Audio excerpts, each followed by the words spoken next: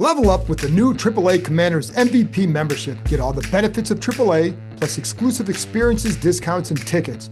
Already a AAA member? Upgrade for free or join today at AAA.com/Commanders.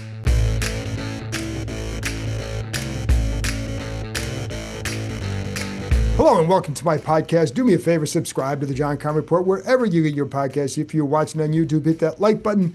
Hit that subscribe button. You can find us there as part of Ampire Media, Ampire. Always much appreciated when you tune in. Don't forget, you can read my work on ESPN.com. I have a few stories up now. By the time you're hearing this, probably if you're watching this, it'll be Thursday morning. My story on Jaden Daniels will be up on ESPN.com. Give that a read. And also have some stuff on Deebo Samuel, the run game, et cetera, et cetera, et cetera. There it is. And after the game, I'll have more analysis from the Commanders game against the Green Bay Packers. And for you club members, the private Zoom or the chat, before the game will be at 5 o'clock Eastern time, so 3 hours before kickoff. I know that's going to be a tough call for people who work, so I apologize. I don't set the schedule. If it doesn't work this well this time, I'll try to adjust, but it's hard for me to know my schedule sometimes for these games, especially if they're a primetime game. I may have some TV duties sometimes, so even though it's not on our station, but we may have some stuff. So I never know. So this is what I'm doing. And there you go. If you can join me, that's great. We have a lot of club members. Please get a few of you on there and let's have some fun before the game. All right. So, don't forget the John Keim Report is presented by AAA. Let's get to my 5 things I think, because I think this is going to be a fun night. Should be just a big game, fun night, prime time, et cetera, et cetera, et cetera. So number 1, I like the matchup against this defense, meaning the Packers defense, and not so much because I think Washington's going to exploit them and just throw the ball and do all this damage against them. No, it's because I think this defense is good and they present a challenge for them. And I really think you'll listen, this is a good offense. It's going to be a good offense. Where they're at right now, Green Bay's offense struggled last week as well. So there's going to be some early hiccups, and maybe that was last week, although I do think that for a hiccup, they gained 432 yards and they were in position to get a few more with just like if the throw to McLaurin is a couple yards shorter, now you have a long touchdown catch. Or so they were close to 500 yards. The opportunity for 500 yards and 30 points was right there. So that's not too bad. But the reason I say that is because Green Bay presents a different style here. It's not, they have a really good front, but they're a very fast defense. So what Washington does in the run game and the pass game, how is that going to translate? It's also a challenge because the Packers defensive coordinator, Jeff Hafley, loves to disguise coverages. So I think there's a lot of fun things to see. How is this going to play out? And I think I like what I think Washington can do against this group. Now, I don't think they're going to hang up a ton of yards and points, but I think they're going to be okay. So let's start with where they have to do. Micah Parsons on the defense. I had Rob Domofsky, our Packers reporter, on the other day. If you didn't listen to it, go give that a listen, because he talked about the addition of Micah Parsons and what he means. I think we all know what he means. He's really, really good. So you add a really, really good elite pass rusher to any defense, they're going to be really, really good. So that's what they are. But here's what has to happen here. Like, he's going to be paired against Josh Connolly. I went back and watched. He played, I think it was 29 snaps against Detroit in the opener. 13 of those came in the fourth quarter. If you heard Rob, you know he had talked about that. I'd say 80 to 90%, 80% of the snaps or so came when he was at left end. That means Josh Connolly will have his hands full. Connolly had a few hiccups in that first game for sure. And some of that is just getting used to the speed again, because he got used to it during training camp. It took him a little bit. He got used to it in the preseason games. Well, guess what? It's faster now that the games start. And there were a couple of times where you see like, okay, is this a physical thing or is this a technique thing? And a couple of times I saw it look like technique, just how you're setting your feet. There were a couple of times he let guys get into, I think it was Thibodeau, get his hands into his chest. So maybe was he a little bit too patient? I think those are things you have to learn, and every rookie goes through it. The hard part for Connolly, he goes through it against some really, really good pass rushers, and that's not easy. So you can have other players who go through some things you may not see that struggles as much, but you're going to see it with Connolly because it's there, right? And he's going against some elite. You're not going to get much better than Micah Parsons rushing the passer. So They've got to help him out. He's got to be better. So I don't think you're going to see this dramatic improvement week one to week two to face a guy and stop a guy like that one-on-one. I mean, Penei Sewell had his issues with Parsons last week, and Penei Sewell is really, really good for Detroit. So last week, they did use Deebo Samuel a lot on chips. The good thing for Washington Connolly is that Debo is a bigger guy for a receiver chipping down. So that helps. And so I would expect that to continue. Maybe you can use a tight end over there for sure. The action of the play can dictate how you do things as well, and maybe provide some more, a little bit more time. But we know how quick Micah Parsons is. I mean, he's super quick. And so, like, they're going to have to watch for some stunts inside. He did that against Detroit. That's what he does. I mean, I don't have to explain to you how good he is because we've seen it twice a year for a number since he's been in the league.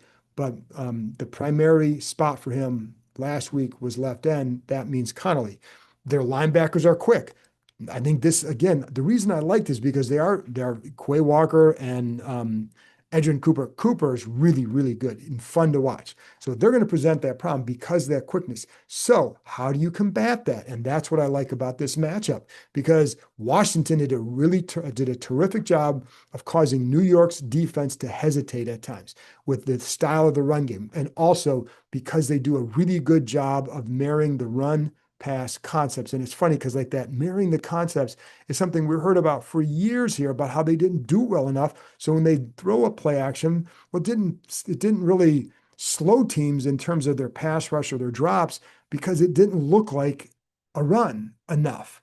So that, now I think you're seeing a difference in that because of that. And I think some of that, it also goes, well, that's one, but also because Jayden Daniels, Deebo Samuel, they have multiple options as ball carriers. So if Deebo Samuel goes in motion on the jet sweep or going to that little pivot motion, where he's go in front of Jayden, coming back behind him, you have to be aware of that. You have to honor that. So if you're a linebacker just crashing the heck out of the ball, which the Packers will, well, how does Washington counter? You can do it with that. Like that's one way to do it, to get them to slow down. We saw that last week. There are a few runs where, I don't remember, it was Eckler or McNichols, somebody where they gained like 4 to 6 yards. But if the backside linebacker is able to react quickly, it's a 2-yard gain. Instead, he gets over there a little bit late and he gets 4 to 6 yards. So that's the difference. Now, Cooper is really fast, so he can make up some ground. But if you can get him to hesitate, now you have a chance. And then I would go back and we talk about Krosky Merritt down the road. But that's something that he can take advantage because he hits those holes quick. So Saquon Eckler. So I think that's how do you have some success? You do that. I think you can also then, you can use a bunch of different things, right? You have, I'm losing my train of thought here, folks. But if you want to I know, okay. Bear with me for a second. Got a plane to catch, so I'm rushing through this.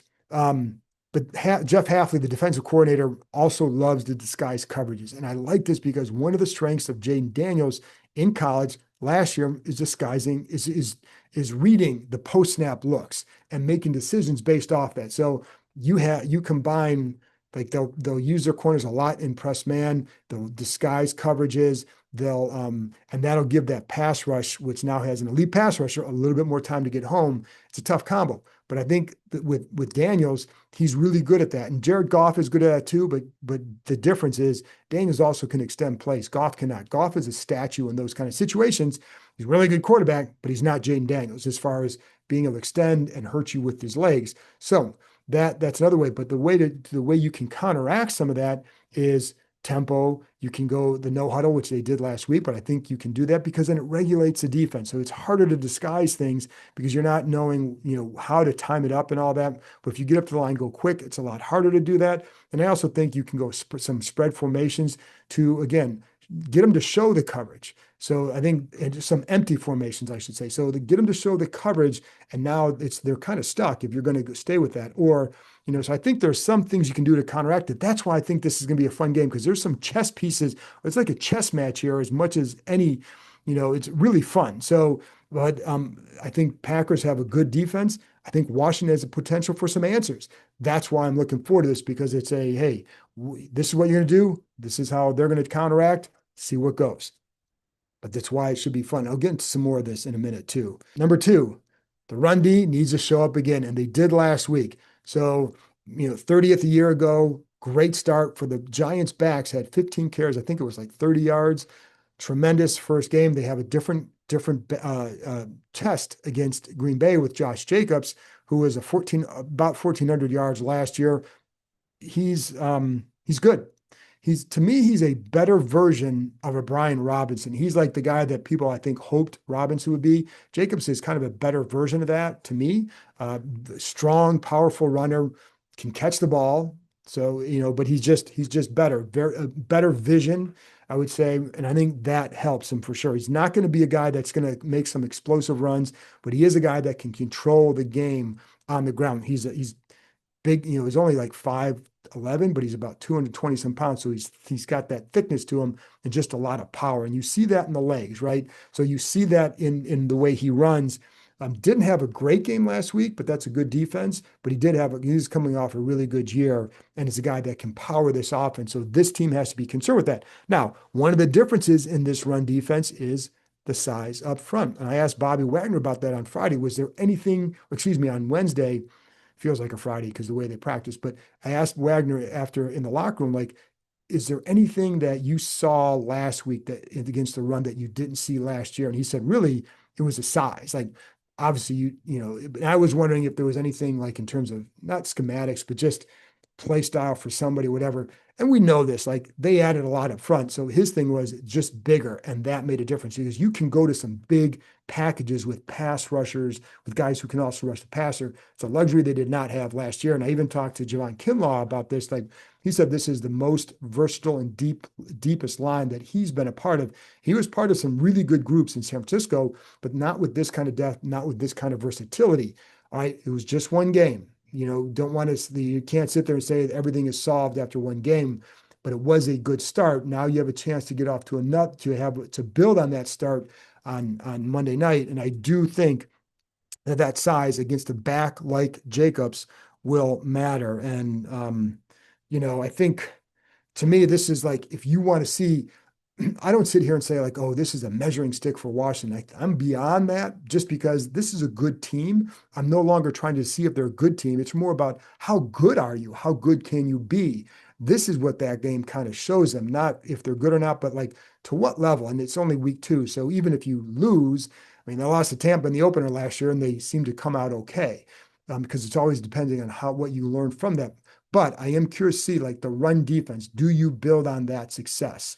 And if you do, I think you can start to say like, okay, maybe there's really something going here. And we've seen it all summer, but you want to see it in the games. And like week 1, they pass the test. What will they do in week 2? I think that's what you want to see for sure. So the other part of that is I like in terms of so last week when you looked at some of the snaps, like Tyler Owens played more snaps from defense than linebacker Jordan McGee, despite the Giants, like even when they were in their 12, when the Giants were in their 12 and 13 personnel, so the 2 and 3 tight end packages. But part of that reason was, and it's different personnel, right? So not every game is going to be the same, even with the 12 and 13 personnel. The Giants' 12 personnel, their second tight end in the field was often like 235 pounds. So not a big guy, and it's not a big back in Tracy. Like Jacobs is a big back. So I think like that would lend itself possibly, in my opinion, to Jordan McGee maybe playing a little bit more when the Packers use those 2 and 3 tight end packages because they can throw out a couple tight ends who have more size.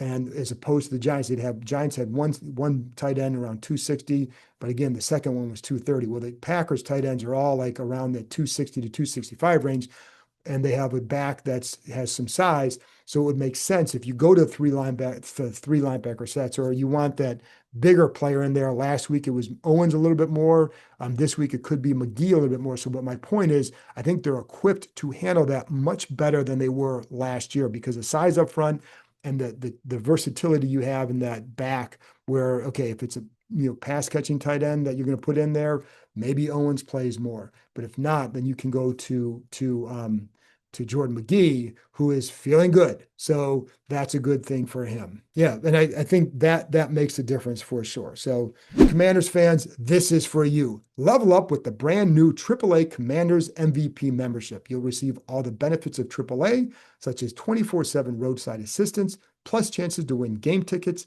access to exclusive team events and experiences, along with 15% off Commanders gear at the online pro shop. Already a AAA member? Add the Commanders MVP membership for free. Head to AAA.com/Commanders to upgrade or join the squad and put your fandom in drive. All right, number 3, I think Washington has a smart defense. And it's not often when you can say that, because I've seen smart players here, but I don't always see a smart defense. And I say that because, first of all, the guys they added, I think Dietrich Wise, professional, Javon Kinlaw, done a good job, right? Will Harris. I think guys like that really add to it. But then everybody else is in the second year of the system, and it shows. I pointed out the example the other day of Mikey Samerstill and a play he made against Malik Neighbors. I'm going to point out one that Harris made as well as examples of where Samerstill's at in his career and why Harris, as a veteran, is very helpful as well. So it was the play against Malik Neighbors. The play against Malik Neighbors in the opener, where they ran the exact same play last year. I double checked with Samerstill on Wednesday, and he's like, it looked like the same play. He goes, it was. So, but here's what I liked about what Samerstill did. And it shows how important it is to go through some growing pains, but also then to be smart and handle it well when you see it again. So they'd run this play where the action goes to the right, but Neighbors runs what's called a swap route going behind the line of scrimmage. So when he does that last year, Samerstill flies inside because he goes with the action of the play. You're so pumped up. It's week 2. You got to go make a play. Well, they take advantage of the rookie and they hit Neighbors in the flap, and he goes for like 20-some yards. This time, this is what happened. So Samerstill stays home. They run the play, but I think it was Dietrich Wise. Somebody was in Russell Wilson's face, forces a bad pass. But if he catches it, Samerstill's right there. Like, it may be a loss, but he was right there because he stayed home. Why? Because he diagnosed it. And when did he diagnose it? Before the snap. So he saw where he lined up. And then I was talking to Jeremy Reeves about this too, about this defense and the importance of communication, but also recognition, and why game experience matters for everybody. You can sit there and say, hey, do this. But if you don't go through that experience, you may not grasp it right away. Like, oh, that's what you're talking about. So in this play, like the way Neighbors lines up in a tight split to the right of the formation. Well, you can eliminate a bunch of routes right away just by that split. The other thing is that he's not going to be blocking, because that's not what Malik Neighbors is going to do there, right? They're not going to put him in there to block from that spot. So now you're down to really 2 options when you see him there. Either that swap route behind the line, or maybe coming across, or some sort of mesh route coming across.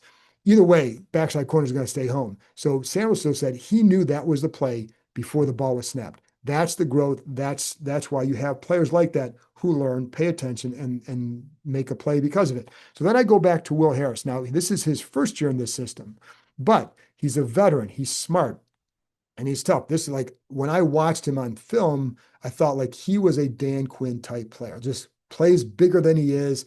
But I also think he's smart. So if you remember the play at the goal line where they're trying to run the tackle eligible to and Harris covers it. So you see some motion, and it's funny because some people thought like somebody was yelling to Harris what to expect, but he knew based on the motion. First of all, you have to know, is the tackle eligible? So if he is, you got to understand that. So he knows that, first of all. Then they go in motion. So now what happens is the tackle's uncovered at the end of the line. Or the tackle is on the only quote unquote receiving target on that side of the ball. That's clue number 1. So he saw that as well. So as soon as the guy goes in motion, he eliminates, or he just looks at, okay, they're going in motion. Why are they going in motion? They're trying to take your eyes over there, but pay attention to this guy over here. So as soon as that happens, he just locked on. He goes up and gets the tight end, or gets the tackle on that play, and latches onto him and prevents the play. But it's the veteran savvy know-how, like we saw last year against the Giants, where Jeremy Chin, they had a Neighbor scores a touchdown in the red zone from like the 5-yard line or something like that. Chin comes running over and points out stuff. They rotate. There's a bunch formation, but he goes with the wrong guy. It leaves the middle open for Neighbors. Not to pick on Chin, but I think that this is the example of why Harris can help them. And he's always in coverage, and we saw it there. Just a smart play by this defense. And I think, again, as talking to Bobby Wagner about this, like he's played on some great defenses. So when do you know that your defense is smart? Like what are you seeing? And for him, it's what he's hearing. That's the key. What he hears is constant communication. constant communication. Jeremy Reeves talked about this as well. Like he's constantly talking when he's out there for about 10, 15 snaps, when he's out there talking to the other safeties, talking to the corners. But what Wagner hears is why he's encouraged about what this defense can do because it's constant communication, way more. He said way more than last year. And that's when you have a defense that can be good because when you're not talking too often, you're thinking too much. When you're not thinking as much, you're able to communicate, hey, I'm seeing this, look for this guy, whatever, you're reminding people of the side, like motion, you got this, whatever it is. But you can do that because you're playing more instinctively because you know the defense, you're not thinking as much, you can just go react. And I think that's what they're doing. But the reaction part is also part of the communication for sure. So you're able to eliminate plays, you're able to take some things away because you're just in better spot. I mean, again, like early in the year last year, you definitely see some breakdowns. You're still going to see some breakdowns because that's what happens to every defense. But I think more often than not, this defense will be in a good spot because to me, this is a smart defense, not because of who they have, how they study, the defensive system, being in that again, and what they've added and the versatility they have. Like I think, I'm starting to think this defense could be pretty solid, man.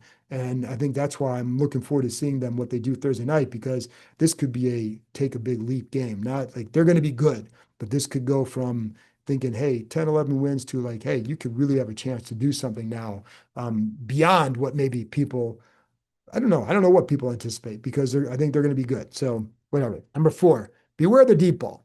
So I talked about Josh Jacobs, but what I know is Jordan Love is going to test you down the field. He likes to throw against press man coverage down the field. Washington likes to use a lot of press man against whether it's man one, with one safety deep, maybe you get two safeties deep, but certainly man coverage. He's going to test you down the field. He loves throwing down the field. So over the last 2 years, couple stats, he's aggressive. So a couple stats in 2023 and 24, nobody had more passing yards on throws that traveled at least 20 yards down the field than Jordan Love.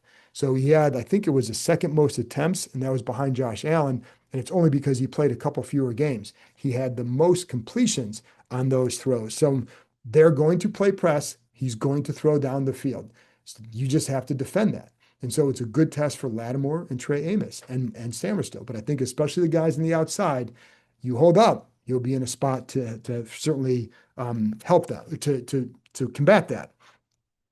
Love will target a lot of different guys. 10 players had targets last week. 10 guys also had catches last week. He will look for, the tight end Tucker Kraft in the red zone, a really nice throw to. This is one thing I like about Love. Like he will take some shots. Now, they're oftentimes one-on-one, so they're sometimes contested catches. But you don't see, he only had I think through 11 picks last year. So he did take good care of the ball. In the red zone last week, he had a beautiful ball to Kraft over the middle, just a well-timed throw. Like they gave him, that group gave him good time to throw.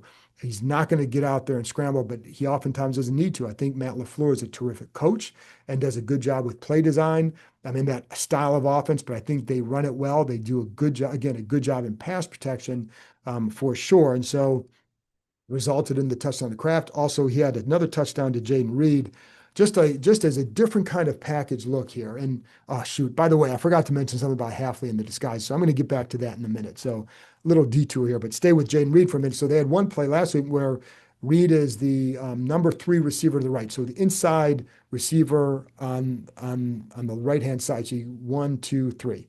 The number 2 receiver basically runs a pick for him. Now, basically, it's an NBA type screen, right? But he didn't make contact, so he didn't get called for a penalty. But it turns into like a slot fade from the inside position, and a good ball from Love and a touchdown. So again, the number two receiver didn't make contact, but he certainly was going there to set a pick for sure. But nice play, good touchdown. That's what they do in the red zone.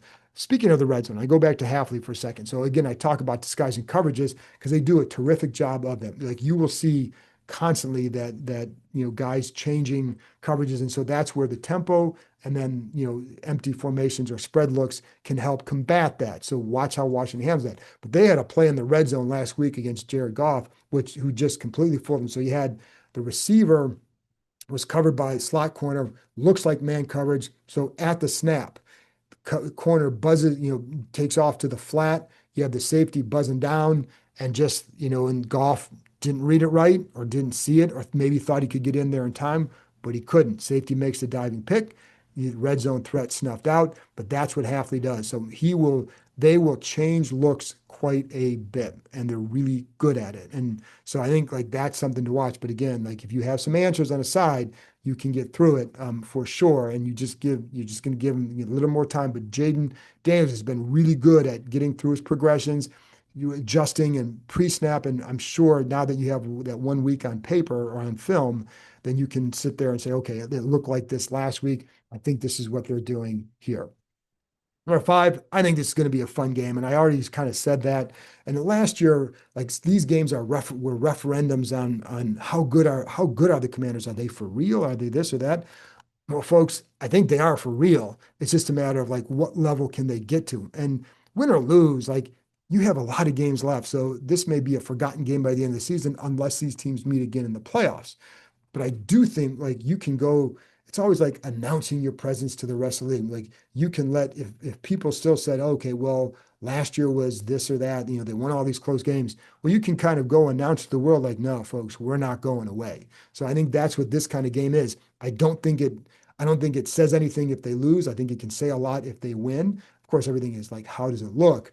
But I do think that's why like this is to me a fun game for that reason. You look again, you look at the run defense. If you can build on last week's success and you start to get that confidence, but it's also not just the confidence because it's a different group up front, but you have a group that can be pretty good if it continues to pan out that way with Wise and with Kinlaw and then Payne and Dorrance Armstrong. Like that's you can throw some good groups out there to defend them.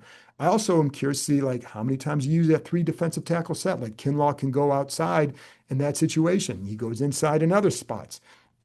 So I just really enjoy watching how they've been using guys so far.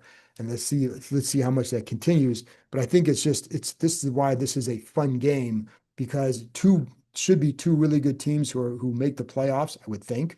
An electric atmosphere in Lambeau. But there is a way for them to get this done for sure. Like I think you can create some creases for Krosky for Bill, right? And I think they did this last week. If you can get him to hesitate, you can create those creases. Um, I think the defense, I like, it's not just that one thing I like too is it's just how much they flew to the ball. Could this also be a game where Bill Krosky Merritt lets the world know, or the NFL world, like, hey, last week was just the start of something. And I do think he's a really good fit in this offense because that hesitation that it creates and that gaps. Like I always go back to Alfred Morris. Morris benefited from the gaps created by Robert Griffin III, but he also created his own as well. Like he was good at setting guys up. So he complemented what Robert created for him. I think Krosky Merritt is a lot like that as well. Like different kind of runner, not as big as Alfred, but he can create, but he takes advantage of the spots that are created for him. And I think that's something that will be certainly worth watching in this kind of game. And it's funny to watch like Krosky Merritt, like talking to teammates, talk about him and the smile. Like Brandon Coleman got this huge smile on his face when we talked about him, talked to him about Krosky Merritt. So why is it that he brings such a smile on your face? He goes, because of his personality. Like he's really well liked in there. I think it's also, he's handled this little burst of fame pretty well. He's fun young man to talk to. Um, he also understands why his story resonates, and it's because of that underdog story. Folks, he had two initial offers out of high school. He was a zero-star recruit. One offer, I think, eventually got pulled, so he ended up with one. He has to sit out all of last year, but he plays on the scout team just to be out there. Like not many people do that, but he did. And it's like because he had a bigger goal in mind for himself that he felt like he could get here, and that's why he did it. So this could be a game where maybe he has another good game, and it's like, and maybe the rest of the NFL world's like, okay, this dude is for real, or could be a lot of fun to watch for sure. So that's why I say, like, I'm looking forward to this game because I think there's a lot of fun things to see and learn about this team. I don't think it damages them one way and it doesn't guarantee anything another, but there's a lot you can learn and a lot you can enjoy. And I do like what I see for Washington. I have a pretty good feeling for the Commanders on Thursday night. So that's like, that's I like them Thursday. So there you go, folks. that's it for me. I'll be talking to you after the game as always. So that the all the stuff after the game, the audio, the video will likely come out early Friday morning because it's going to be about 2 a.m. before I get all that stuff filed. So just look for that in the morning, quite early, and enjoy it and have fun Thursday night. Talk to you next time.